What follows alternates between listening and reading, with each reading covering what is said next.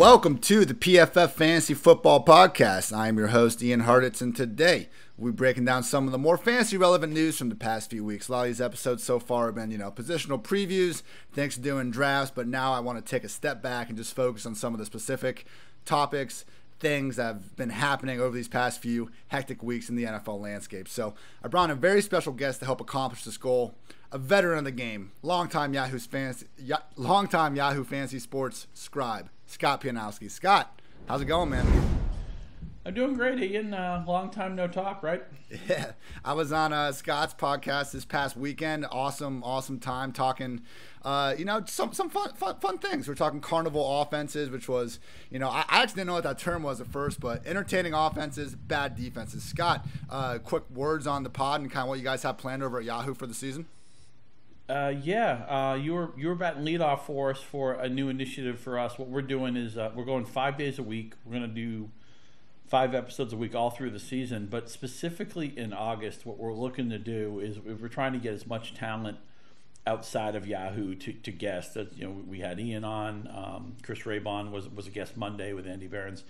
So you can pick your favorite Yahoo scribe if you want. If you're into Matt Harmon, you're into Liz Loza, Dalton Del Don, Andy Behrens. No problem with that. I'm going to be the guy who tapes on Sunday night for Monday morning arrival. So you're going to get a lot of different voices, a lot of different opinions, and then it's up to you to distill, who maybe means more to you than other people, and then ultimately come up with your own decisions. But we're going to try to get as much talent as we can, both Yahoo and non-Yahoo talent, coming at you in August. And again, I was thrilled to have you bat leadoff for us.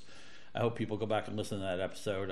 Ian had a lot of great things to say. I mean, if you're listening to this podcast, you know what he's done. He's a rising star in the industry, and so thanks a lot for again getting us off to a good push there. Yeah, appreciate that, man. That was a great talk. And yeah, make sure everyone you go check out that whole pod series. As Scott's saying, a whole lot of good voices, smart minds all around. So everyone knows we're recording this on a Tuesday afternoon. I understand, the opt-out tentative deadline is Thursday, so maybe some new news hits between now and then. I'm knocking on wood right now just in case. But either way, we have plenty of hot items to break down that have already happened. So without further ado, let's get into it. And the first topic, this guy has been in and out of the news for seemingly the past 2 years with nothing to do with actual on-football field performance, Antonio Brown. He's back, apparently. He's unretired.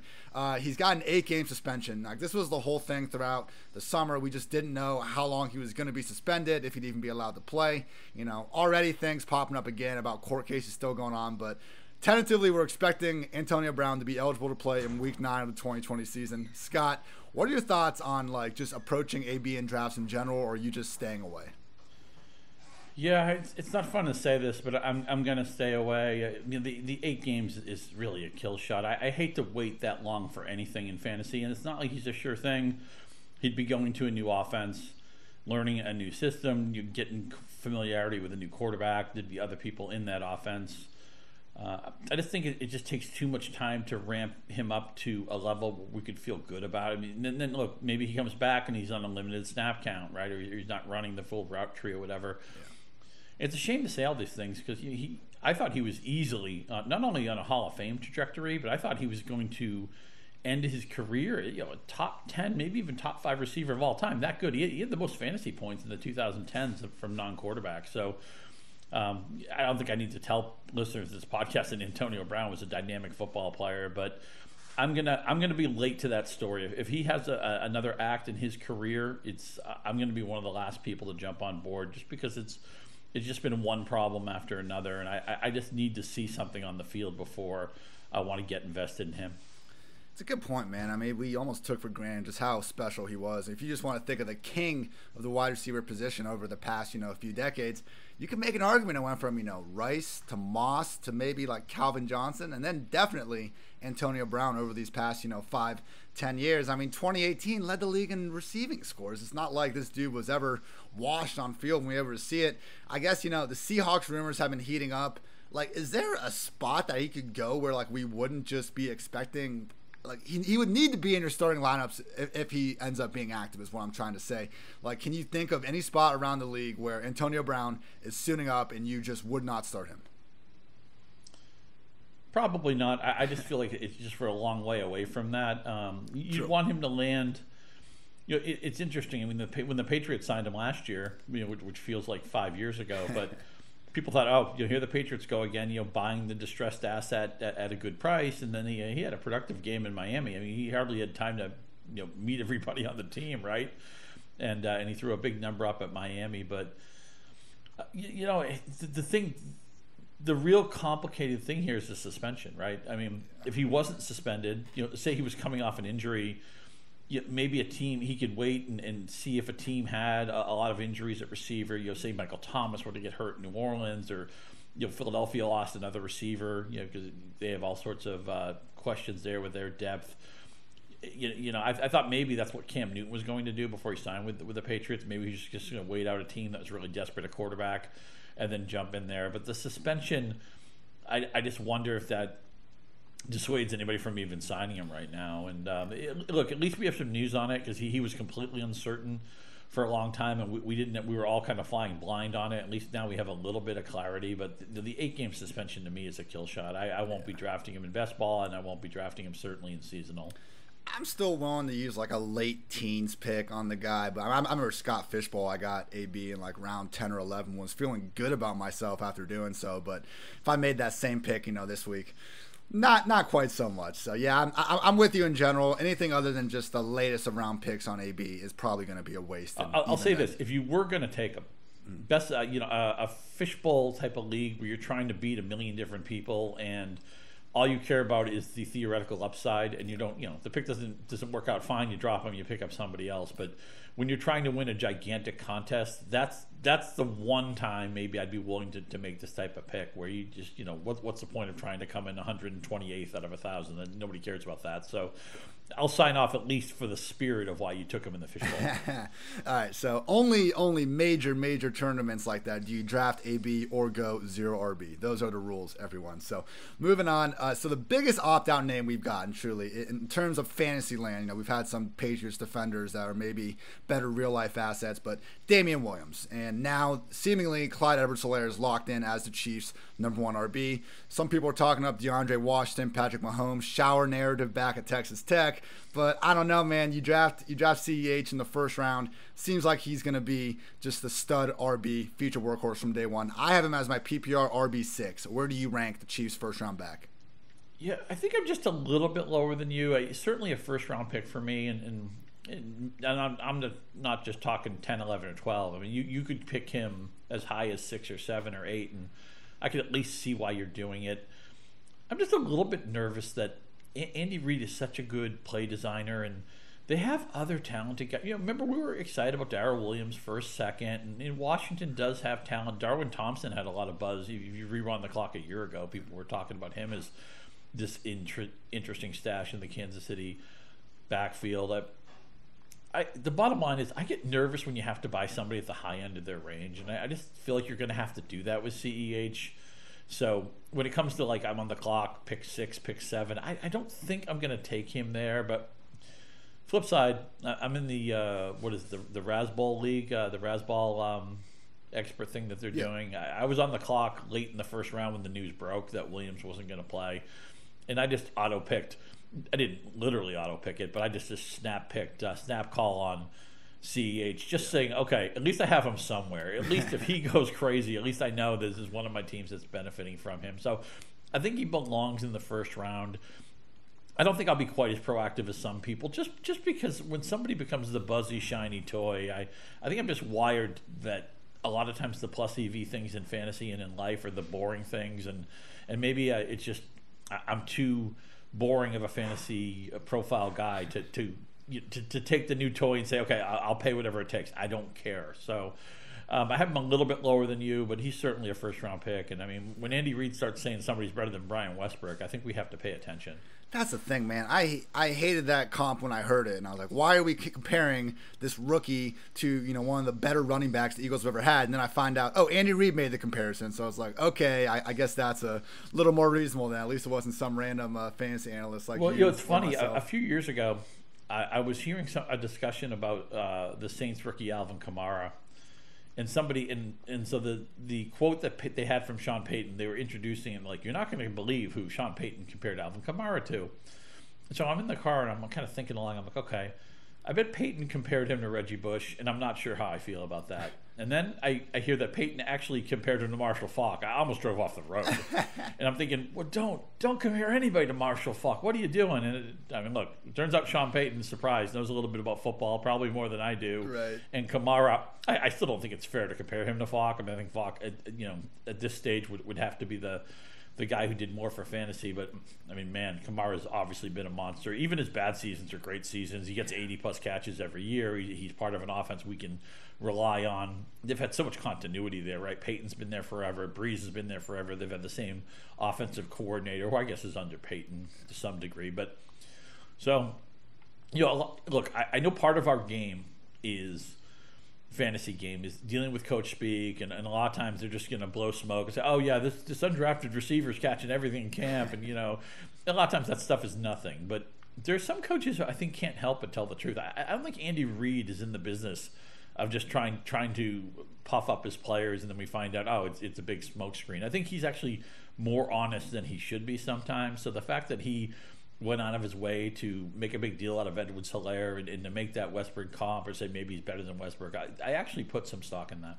And for me, it's when the coach speak and the financial incentives with the guy match. Those are situations that we should feel more confident about. I mean, we just don't see teams, unless it's the Seattle Seahawks, using a first-round pick on a running back and then proceeding not to feature that guy to at least a heavy extent. And honestly, maybe this won't be the 80% Kareem Hunt role that we saw in the past, but I don't even think it needs to be, man. I mean, even at just 50, 60% snaps with those targets in this offense, I mean, he can do a bunch. And, the big knock on Clyde Edwards-Helaire, the draft nicks, people smarter than I at evaluating prospects, has been his pass blocking. But luckily in Kansas City, they asked their running backs to block at one of the lowest rates in the league. I mean, Damian Williams and Kareem Hunt never had more than 8 pass block snaps in a single game with the Chiefs. You see Damian running that wheel all the time, hoping to take the blitzing linebacker, force him to peel off, account for a man that way. And if not, it's going to be a big play. So great offense, great scheme. I understand people didn't have this guy ranked necessarily in your top 3 running backs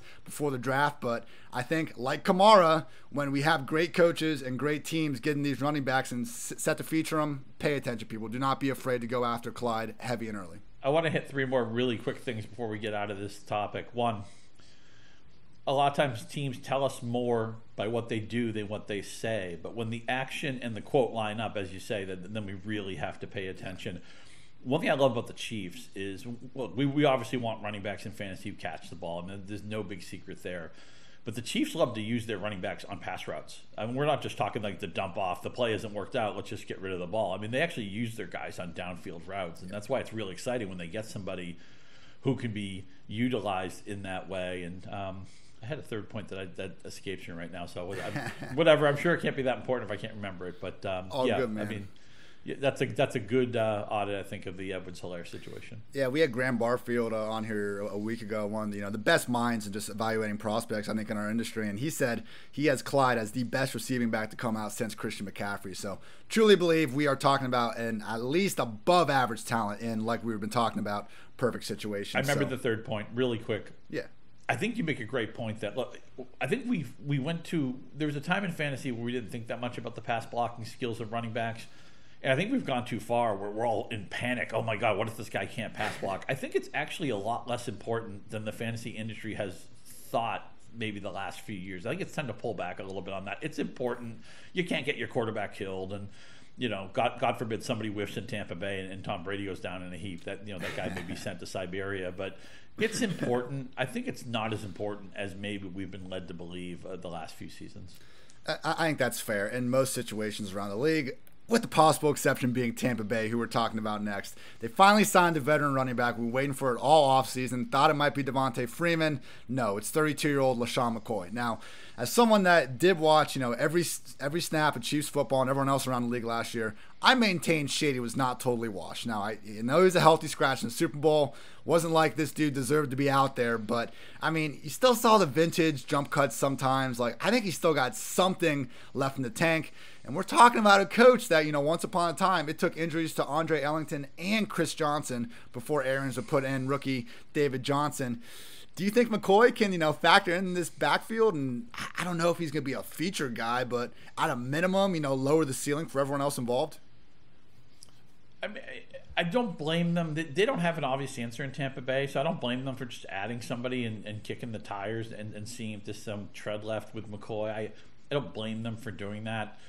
I'm not going to draft him proactively. I feel like at the end of the season, we're going to look back and see that there was a right Tampa Bay back to have, and it's everything looks so obvious in retrospect, right? Oh, well, how did I not see this coming? Of course, it was going to be fill in the blank. I have a very low confidence that McCoy is going to be the guy we're going to look back on regretfully and think, oh, yeah, why didn't we see this coming? But I don't blame Arians for doing it. It's a very low cost move, and if they can get something out of him. And again, McCoy, I mean, he was one of the top players in the 2010s too. I think I recently posted a poll, a trivia question. Who were the top 3 PPR scorers, non-quarterbacks in the 2010s? And McCoy was the guy who most people weren't getting. I mean, this guy was a monster in Philadelphia. But 32 is just really old for a running back. He has a lot of mileage on him. I think it's right to kick the tires. I think ultimately he probably won't make the team, or he'll be a bit player who kind of fizzles out. So I'm not optimistic about McCoy, but I can understand why, because they have an unsettled backfield. Why not just kick the tires and see if there's anything there? Yeah, one of the best, swaggiest running backs from the past 10 years. Even those Bills years, I mean, more good things were happening than not when Shady was out there on the field. So right now, I mean, where McCoy is going in drafts, I saw him go in the 15th or 16th round, a 12-man pros versus Joes thing I was doing earlier this week. So if he's that cheap, why not? But I don't know, man. I look at this backfield, and Ronald Jones should be the favorite to lead the team in touches, but I think the most likely outcome is what we saw last year. That's a 3-back committee. Am I wrong? No, I think you're right, and it's also, I want to see if anybody can become their James White, if anybody can become the guy that Brady has supreme trust in and is willing to use proactively. I've always thought White was one of the most underrated parts of the Patriots over the last 5 or 6 years. I think he probably should have been MVP of that Super Bowl win over Atlanta. If he's not going to win it then, I mean, man, you just give it to the quarterback every time. But could Agunbowale be that guy? Could Rojo be that guy? Obviously, they put some draft capital into Vaughn, so there's a lot of moving parts here. And also remember too that Brady. They brought in Brady. I mean, look, I'm going to miss Winston. That whole traveling circus that they had last year was a really fun team. He throws some to the other guys. He throws some to his guys. First team to 35-1. I thought that was a really entertaining style of football, and I'm going to miss it. Just don't forget that they pretty much brought in Brady, and they have an upgraded defense. This could be, I think, a plus defense, at least an average defense, and maybe even a plus defense. I think they brought in Brady just not to turn the ball over. I think they're hoping that Brady over a full season could be like a 26 touchdown, 9 interception guy. You just protect the ball, move it, we can win with 24 or 27 points with the way our defense is constructed. Just don't give away the game the way Winston often did. So with that in mind, I wonder if there's even that much to gain in this offense. I wonder if it might just be more about octane and not about flash and how much fantasy juice we get from it.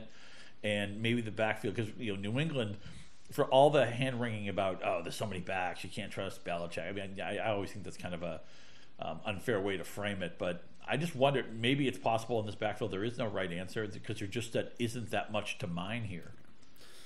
Rojo, Keyshawn, Dari, Shady. Maybe the answer is just no. That's a good point. And, Bruce Arians has already gone on record changing his moniker from no risk it, no biscuit to you can't go broke taking a profit. As you kind of brought up earlier, it's not good to buy guys at their ceilings, and unfortunately all the Tampa Bay Buccaneers, except for the running backs, but just who knows, are pretty much being priced at their ceilings. So I'm with you, man. I think it'll be a good team. That defense is solid, especially second half of the year when they had Dean and Davis starting to hold down the secondary too.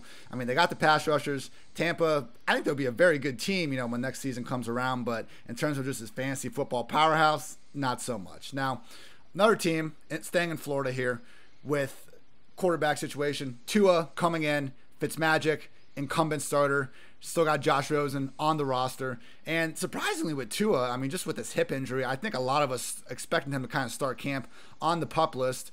And it sounds like he's ready to compete for the job. He will not be on the PUP list. And, seemingly he's 100% from the hip injury. Now, to me, this always looked like a situation where it would be okay for Tua to sit on the bench, learn, fully recover, let Fitzmagic go out there. Everyone likes him, do one more year before you really try to bring it in 2021. But, man, if Tua is as good as everyone thought he was before injury, I mean, he should probably be the favorite to start week 1 now, right? I'm still going to lean towards Fitzpatrick, only because, look, Miami's obviously a team on the improve. I mean, it took them a couple of months to get a win, but in the second half, I think they went 5-3 in their final 8 games. They were a covering machine. I was, for a while, I just felt like I was holding my nose when I was picking Miami in the second half. I even stopped holding my nose. I was like proactively, look, Parker's doing it for me, Fitzpatrick's doing it for me. These guys keep covering, and of course, they very famously beat New England in Week 17, knocked them out of the bye, and so they were really doing a lot of good things. But I think they realize, look, they've upgraded the team in a lot of ways. They have a really nice defensive secondary now, and I think Flores was a really smart hire. He's changing the culture down there. But I think they know they're still a year or two away. Tua is off a major injury. I would think, just give him time to get comfortable with the NFL game, with going in film rooms with Fitzpatrick and just seeing what the speed of the game is like and all that. I would not force this move because he's your guy for the long term, and this is not. Nobody thinks. I think Miami is has 10 or 11 win upside this year. Right. I mean, this is a team that maybe could be a playoff team next year or the year after that. So, I would just put him in the learning center right now, and if Fitzpatrick gets hurt, or if there's a good window, you like the schedule where you're not exposing him to the Steelers or something like that. Week 5, week 6, week 7, maybe I could see that. But I'd be surprised. Just the lean I get is that Fitzpatrick is going to be starting opening day, and we'll probably at least start a third of this schedule.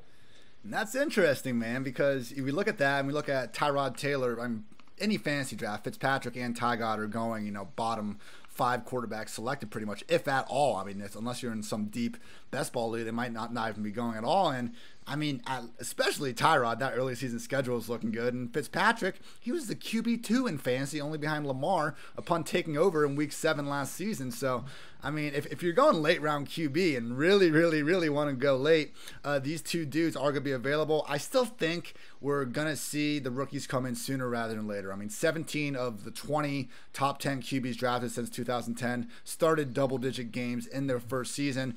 For every year, we do see the quarterback sitting behind the starter. Way more often we see, the starter struggle a little bit, cries for the first rounder to come back out. But hey, man, if there's no crowd noise, no chance to really boo the decision making as much, maybe we will see Fitz going on. I guess we should expect at a minimum, no matter who's under center, for this Dolphins passing game at a minimum to be a lot of fun again. Yeah, I think so. And remember, part of what throws a wrench into the Tua situation is he's coming off a major injury. So at least that's an extra layer of incentive for him to do that. But look, I believe in the Parker breakout. The lights certainly went on for him. We saw Gesicki. Don't we love the hybrid tight end who isn't really a tight end? The guy's being split out wide. The guy doesn't always have his hand on the ground. I mean, I love a tight end who doesn't have to take out the trash and do some of that stuff, chip all the time. And I think he can be an impact player. He's at the right time where tight ends a lot of times their careers hit that ascending arc. And Preston Williams, a guy who, I laughed earlier about, the undrafted receiver doing something in camp. I mean, there are reasons why he wasn't drafted that didn't have to tie into his ability.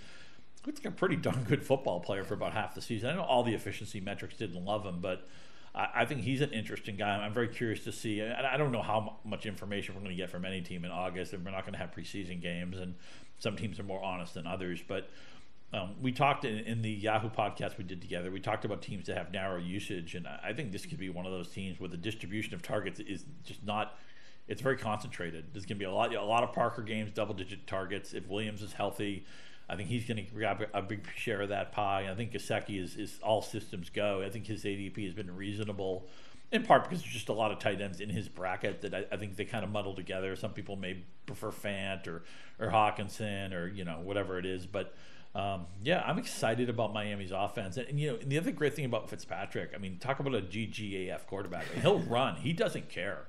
He'll throw his body in there. He'll He'll take on the contact to get the first down. He probably over a full season would be a good bet to have 3 or 4 rushing touchdowns.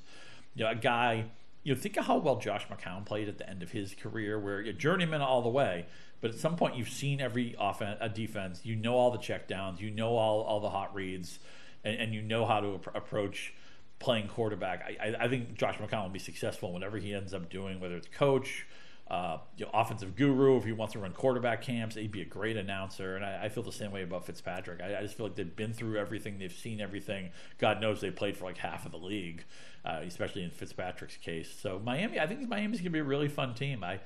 And in the post-Brady era, where the AFC East is wide open, we know New England's had a lot of opt-outs. I think there's a lot of this division's up for grabs, and I think there's going to be a lot of competitive football, and I think the bad team in this division is much better than it's been in recent years, and the Patriots I don't think are an automatic bet to win this division anymore. I still think right now Buffalo might be the best bet to win it. The Jets do have talent. Nobody likes Adam Gase. I'm excited for AFC East football in a way that I haven't been in really a considerable amount of time. Yeah, man, and even, adding more fuel to the Fitzpatrick flame is, having old pal from the Buffalo and Jets days, Chan Gailey, now in Miami, calling the plays for them. So should be anyone's idea of one of the more pass-happy attacks in the league. As you said, narrow distribution with some ballers. I am fine buying pretty much all these Miami assets at their current price. I mean, none of them are really all that expensive. So another situation where we have narrow distribution. I'm not quite sure the talent level, but Green Bay. I mean, there's Devontae Adams, and that is literally almost the only sure thing we have in this passing game. I love Aaron Jones. You love Aaron Jones. Everyone loves Aaron Jones' talent, but, I mean, last year the dude was averaging over 6 targets per game with Devontae, under 4 when Devontae, over 6 without Devontae, under 4 once Devontae was back on the field. And now, I mean, Devin Funchess was like literally, with all due respect to their CFL guy, like the only even mid-end, like I can't call him a high-end acquisition. They didn't add anyone to their receiver rooms. Funchess was kind of supposed to maybe be that guy, but he opted out. Like, he's done. So now, Alan Lazard already should have been considered the favorite for a number 2 spot, but even more so, I think he's locked into that. We'll see who fills out the number 3 spot in Green Bay, but are you buying Lazard at this cheap price? Because, I don't know how you feel about him, but Aaron Rodgers seems to love this guy more than like any other receiver that's been through Green Bay in quite some time.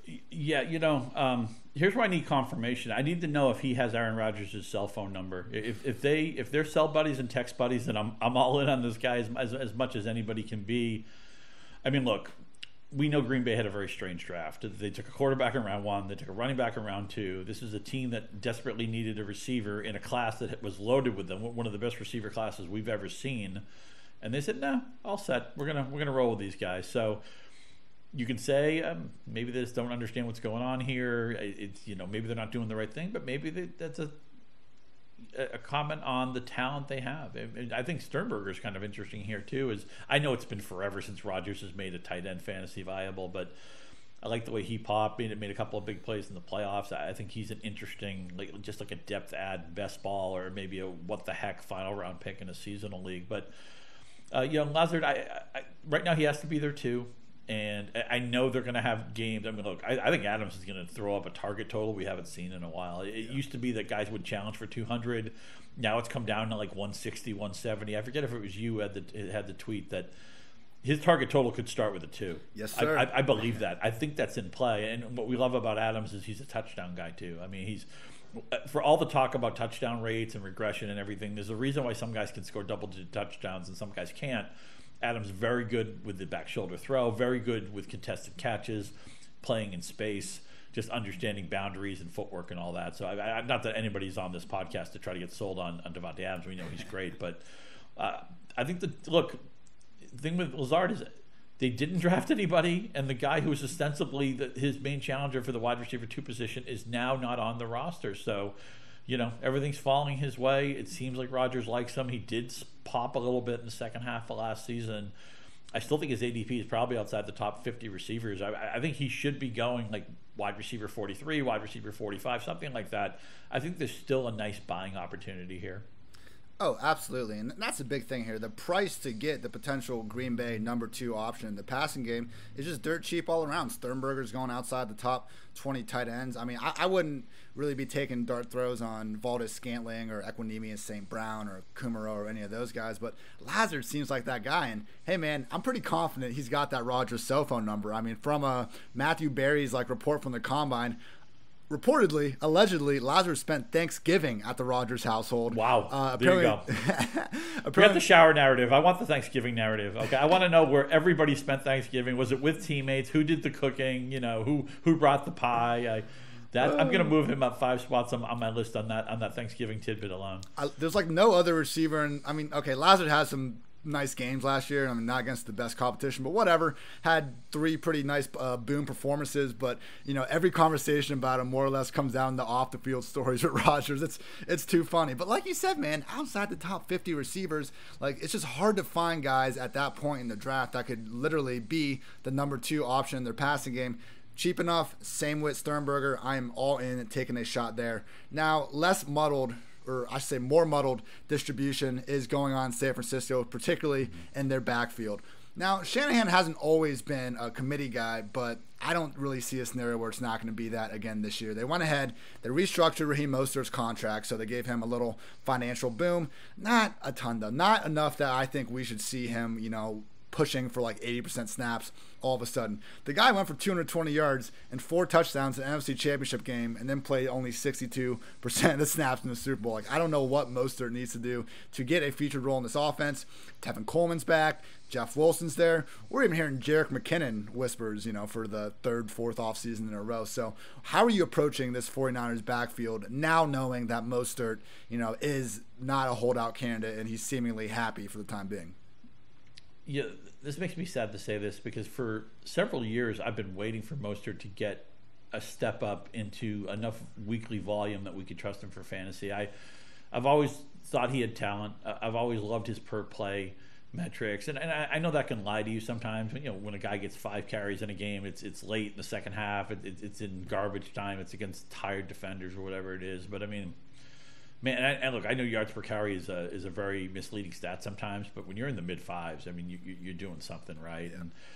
But the thing with Shanahan is, I think Shanahan, he's been so successful, in Cleveland, in Washington, in Atlanta, with so many different running backs and so many guys who people didn't think that much of. Who I think if you just give him a league average running back and put him in his system, he can make beautiful music out of that. And as much as I think they do like Mostert, although they were still using him on special teams late last season, which was driving me crazy. But I feel like he probably thinks he could make something special happen with Coleman. It didn't happen last year. Obviously, they had some nice times in Atlanta, but he probably feels that way about McKinnon if he were healthy. Or maybe there's even somebody deeper on the depth chart we're not thinking of. I just feel like McKinnon thinks that you give me a lawn chair and you give me a week to get this guy up to speed, and I'll make him a 4.7 yards a carry, 800 yards, 7 touchdown guy. I think Mike Shanahan felt that way. I think Kyle Shanahan felt that way.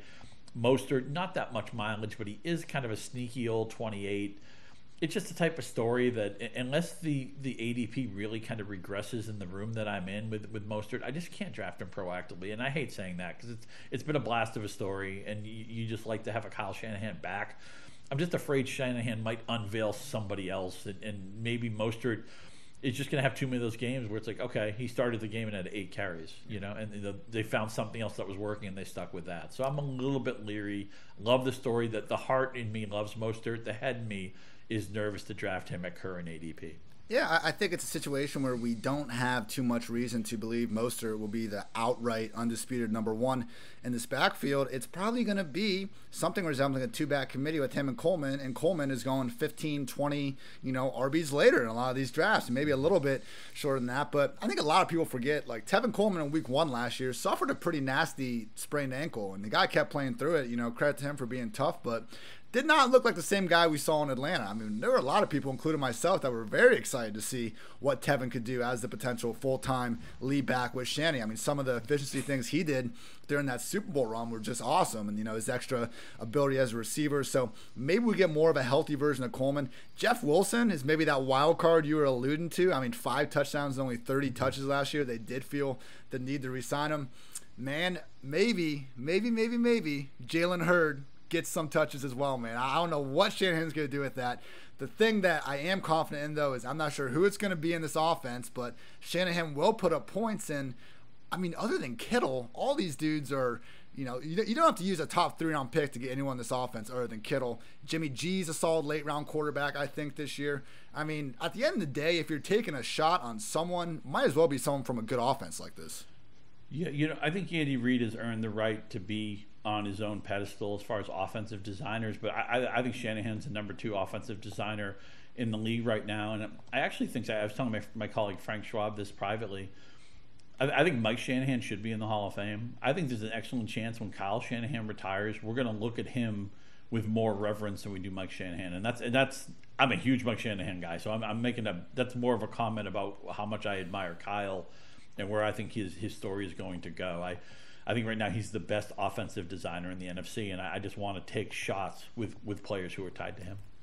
Love it, man. Yeah, that I still think Mike had the single best trade of that I've ever seen. Okay, last 20 years. It's hard. You're talking Portis and Champ Bailey? Yes, sir. I guess you can't top the Ricky Williams for the entire drafting if you want to go back in the late 90s, but Clinton Portis, getting Champ Bailey for Clinton Portis, my goodness.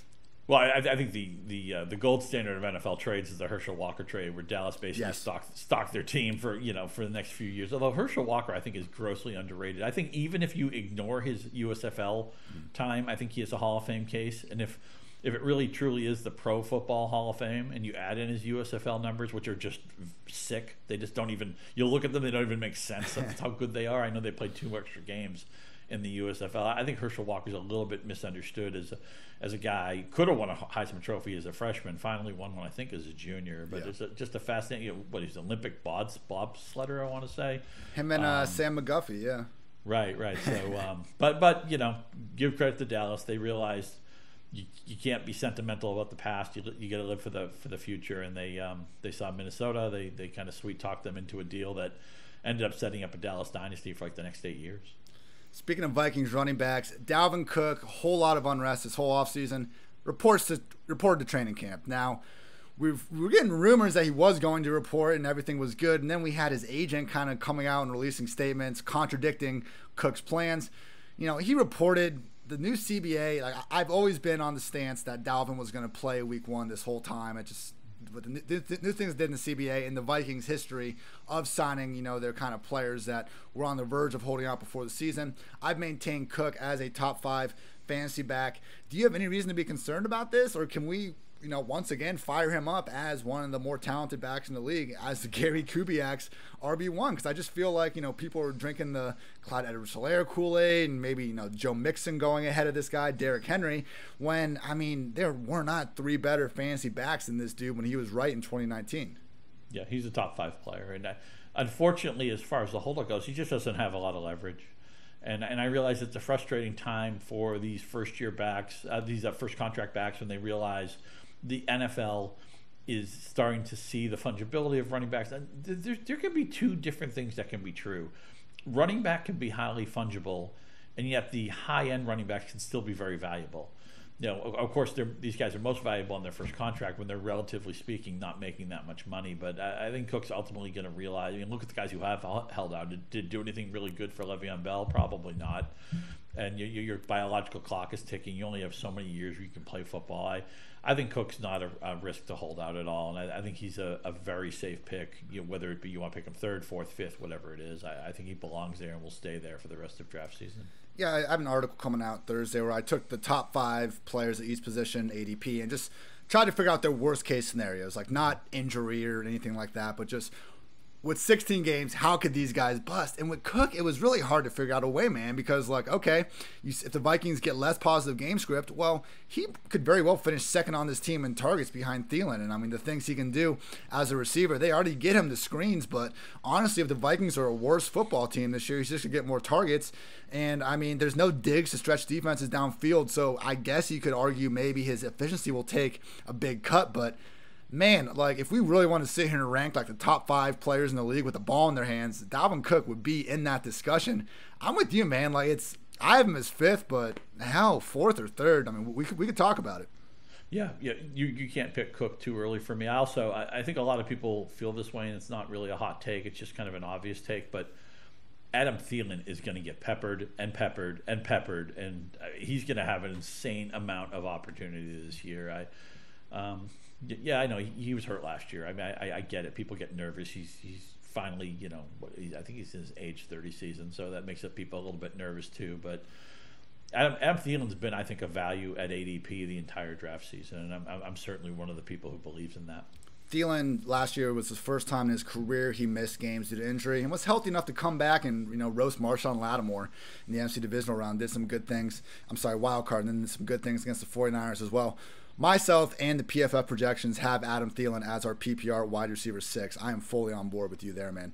All right, so those were the main storylines I wanted to get through. Now, before we get out of here, I do want some of your quick-hitting thoughts on some other notable guys. I mean, again, it's just been an issue with injuries throughout the offseason. We didn't know if guys were going to start camp on the PUP list, so still have some more information to figure out as this goes on. But just quick 2-3 sentence thoughts on these guys. So first, Evan Engram, with his foot injury that took him out of last season early, he has avoided the PUP list and he's been doing some off-the-field work this summer. Are you going back the well here, or are you just kind of thinking too injury-prone?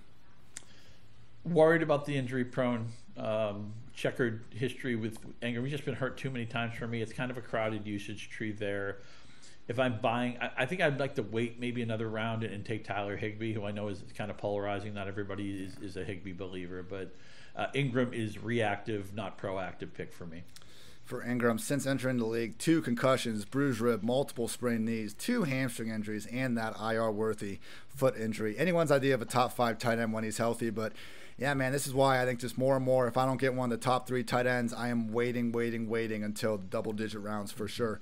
All right, Will Fuller has, groin issue. The guy hasn't really been healthy much at all since entering the league, but he's recovered from the offseason surgery. We got Mr. O'Brien saying that, yeah, he's approaching 100%. What do you think about Deshaun Watson's potential and maybe even likely number 1 wide receiver heading into next year?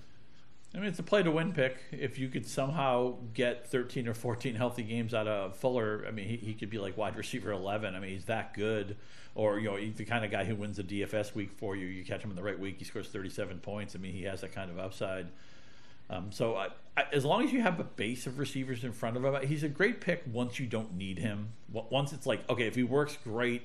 If he doesn't work, I already had 2 receivers on my roster or 3 receivers, whatever. If you can pick him in a spot where you get him in that context, I think it makes a lot of sense. And a boring pick in Houston I'm starting to talk myself into is Randall Cobb, who had a very quiet, effective year last year. And I know it looks strange. Look, it's hard when we look at Houston because we all don't trust Bill O'Brien. He gave away Hopkins. Basically, the equivalent of an NBA team going over half court. There's 20 seconds on the shot clock. Let's just jack up a 32-foot 3. And I'm not talking about a Stephen Curry 32-foot 3. Let's just take the first shot we get. Okay, we got an offer for Hopkins. Done. Get this guy out of here. I mean, O'Brien can do some crazy things. But Cobb had a nice year in Dallas. And I recently saw a thing. I know there's a lot of noise in the offseason cycle. But Cobb said, hey, I got some glasses here. I couldn't see anything.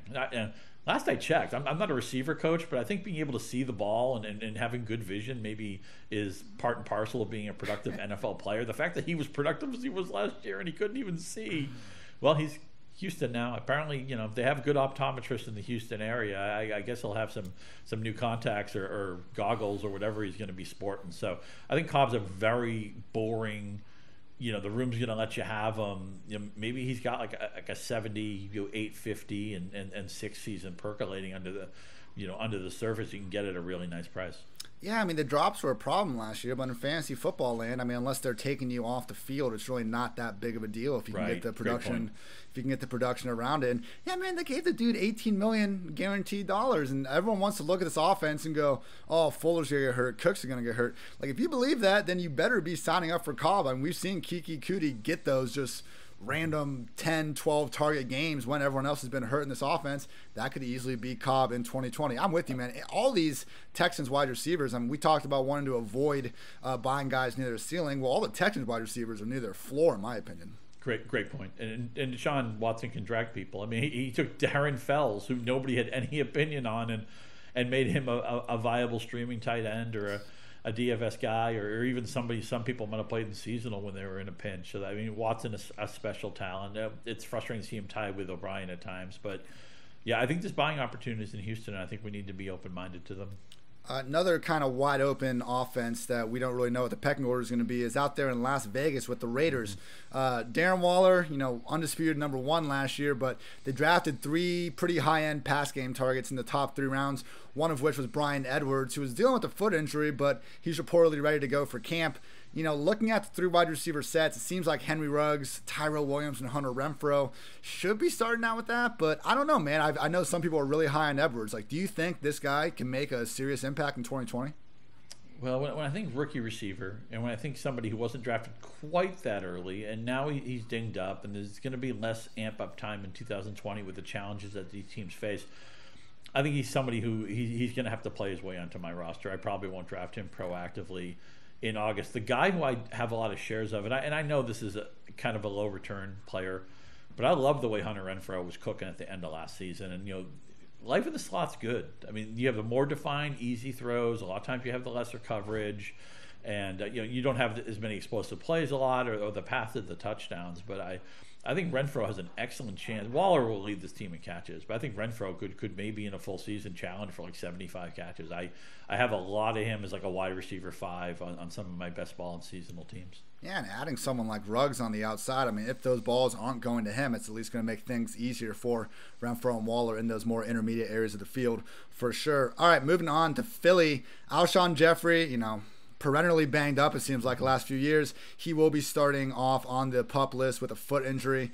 I mean, he looked pretty close to wash last year. I don't like throwing around that term lightly, but man, it didn't look good. I know he was playing injured throughout the season, but at some point, the guy's been playing through a bunch of injuries in all these recent seasons. I mean, they drafted J.J. Arcega-Whiteside to seemingly be his replacement, but after last year, who knows? I mean, if Jeffrey can be healthy by week 1, do you think he even has a starting spot these days, or are we just kind of looking at a new era in the Eagles wide receiver room?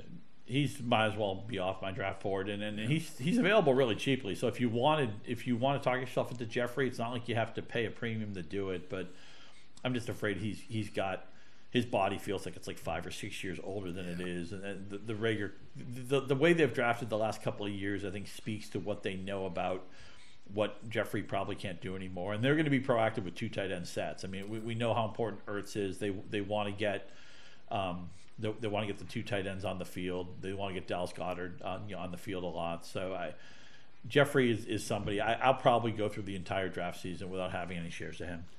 Yeah, it's unfortunate, man. I remember some of those mid-2000s Bears teams with Cutler just tossing it up to Jeffrey and Marshall every single play. When that dude was right, I mean, Jeffrey could just take over a game, but unfortunately it does not seem to be that player anymore. You talk about those Bears teams. That's kind of where I got this whole idea of narrow usage tree, was when they had Trestman was still running the show. I remember looking at a box score and how just incredibly short the Chicago box score was, because it was all Brandon Marshall and Jeffrey and Matt Forte. And it's like, and I think Bennett was on that team. That was it. 4 guys really were the people who they focused on. I thought, man, this is really good for fantasy. There's no fullback getting the ball. There's no second tight end. They're fiddling around with at the goal line. Where the bread is buttered. I think Forte that year had some ridiculous amount, like 92% of the snaps he played. I mean, he just basically never came off the field. And so when I talk about narrow usage trees, I mean, a lot of times that's a tip of the cap to what Trestman did as far as making it really simple, knowing where the ball was going in Chicago at that time. I don't think the Chicago Bears fans appreciate Trestman's tenure that much, but us fantasy players out there have a quietly. We're just in it for the numbers, man. Yeah. We're just in it for the numbers. Exactly, man. All right, 2 more real quick. 49ers GM John Lynch said it is fair to say that Deebo Samuel, who is dealing with this broken foot, might miss some time in the regular season. It does seem to be trending that Deebo's, at least the first game or 2 in September could, at a minimum, be on some sort of a snap count. And it's a pretty wide open offense, man. We were talking about this already with the running backs, but, we got the first round pick, Brandon Ayuk, Kendrick Bourne's back, but then we got Jalen Hurd, Dante Pettis, Richie James, Trent Taylor, even Travis Benjamin is now in the wide receiver room. So any of these 49ers wide receivers, who are pretty much all going very cheap in fantasy drafts, that you're prioritizing?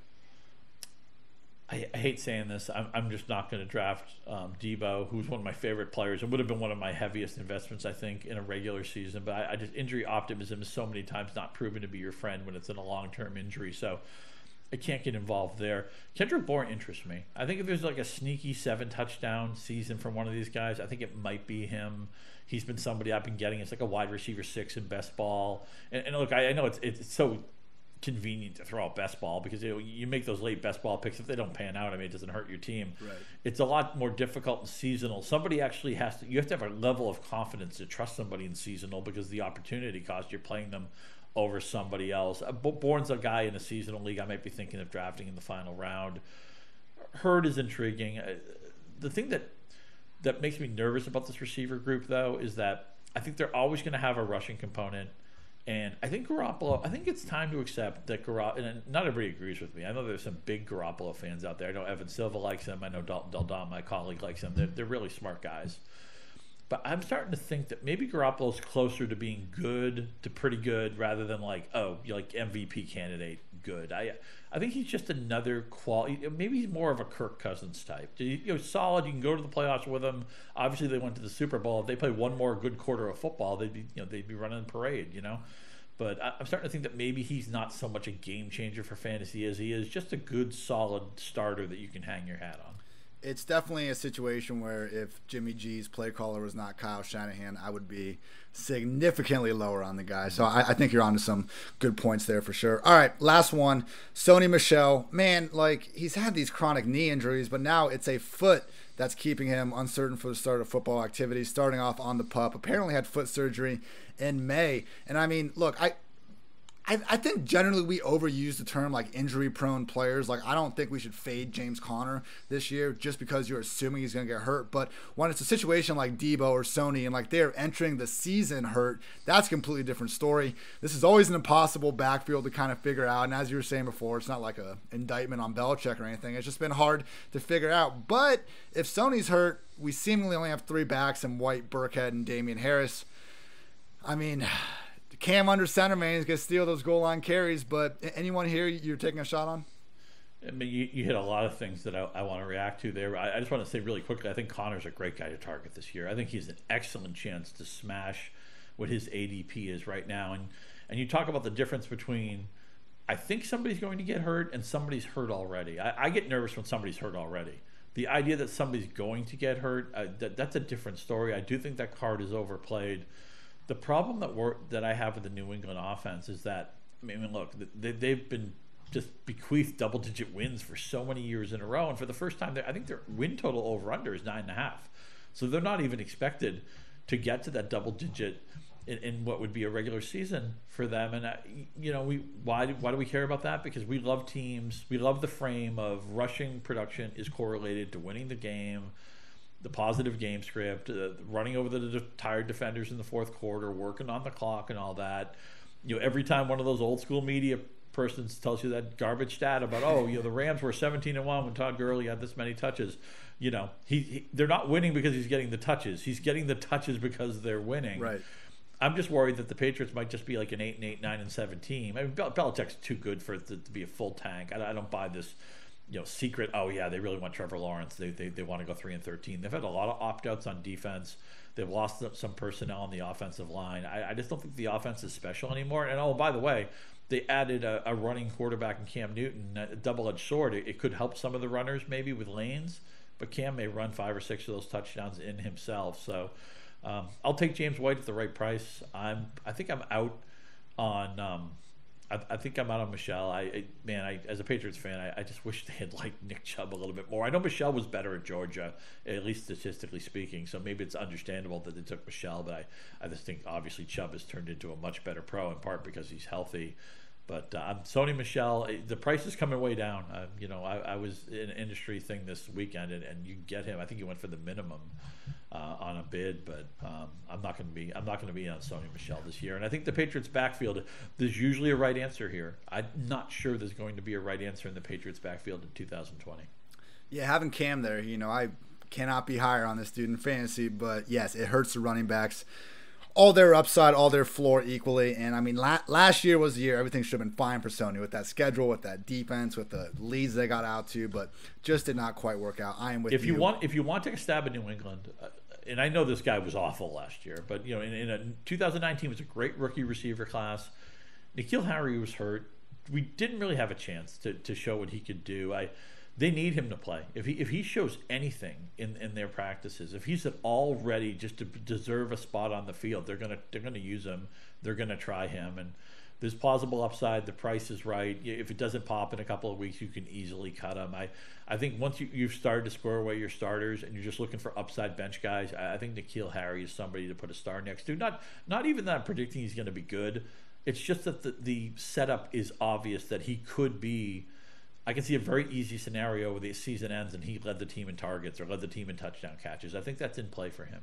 Absolutely. I mean, it's always. I was looking at him versus Sanu. I mean, they gave up a second-round pick for Sanu next year. It's crazy, but I figured one of those two guys would be the late-round guy to go to, and I did find myself with Harry more and more. And now with these, we didn't talk about it here, but with Mohamed Sanu also, not being at 100% healthy to start camp, I definitely agree with you. Harry is a nice little late-round wide receiver dart for sure. All right, Scott, that's it, man. Thank you again so much for coming on the show. Everyone make sure you follow Scott on Twitter at Scott_Pianowski, Pianowski. Scott, anything else to plug, man? No, just check out the Yahoo Fantasy Football Forecast, we're calling it, but it is a podcast 5 days a week. Mix and match your favorite Yahoo personalities. And again, we're getting talent from outside of Yahoo. You are our leadoff hitter. I don't want to spill the beans on who's coming, but we have a bunch of big names and talented names coming on board. So let's get you as many different viewpoints, as many different opinions as you can, and make sure you're ready to have the best draft possible when you get around to that. Awesome, man. Everyone check out that. Check out Scott on Twitter. For Scott, I'm Ian. Thank you all for listening, and until the next time. Thanks for watching the PFF YouTube channel, and if you want to subscribe, all you have to do is push the button. Don't forget everything you get. A little fantasy, push the button. A little green line for the gambling aspects of the game, push the button. College football, push the button. The YouTube channel from PFF.